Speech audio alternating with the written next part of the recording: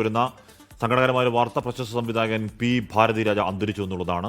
വാർദ്ധക്യ സഹജമായ അസുഖങ്ങളെ തുടർന്ന് ചെന്നൈയിലായിരുന്നു അന്ത്യം.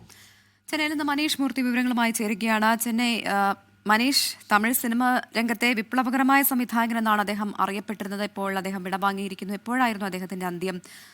എങ്ങനെയാണ് വിവരങ്ങൾ? കാശ്മീർ പ്രവിധ അല്പസമയം മുമ്പാണ് ഈ വിവരം പുറത്തു വരുന്നത്. അതായത് നീലങ്കരയിലെ വീട്ടിൽ, ചെന്നൈ നീലങ്കരയിലുള്ള അദ്ദേഹത്തിന്റെ വീട്ടിൽ വെച്ചാണ് അന്ത്യമുണ്ടായിരിക്കുന്നത്. 85 വയസ്സായിരുന്നു. വാർദ്ധക്യ സഹജമായ അസുഖത്തെ തുടർന്ന് ദീർഘകാലം അദ്ദേഹം ചികിത്സയിലായിരുന്നു. മറ്റു പരിപാടികളൊന്നും തന്നെ അദ്ദേഹം പങ്കെടുത്തിരുന്നു. പുറത്തിറങ്ങാതെ വീട്ടിൽ തന്നെയായിരുന്നു.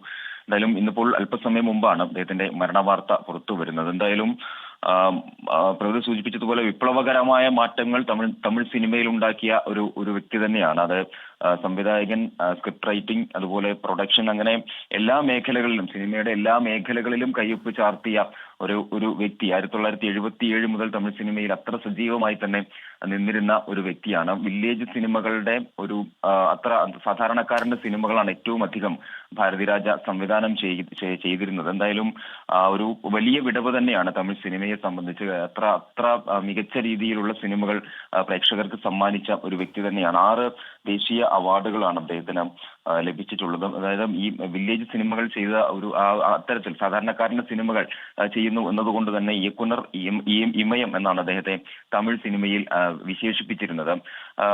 നേരത്തെ മുതൽ, അതായത് കന്നഡ സിനിമയിലും അസിസ്റ്റന്റ് ഡയറക്ടറായാണ് അദ്ദേഹത്തിന്റെ കരിയർ തുടങ്ങുന്നത്.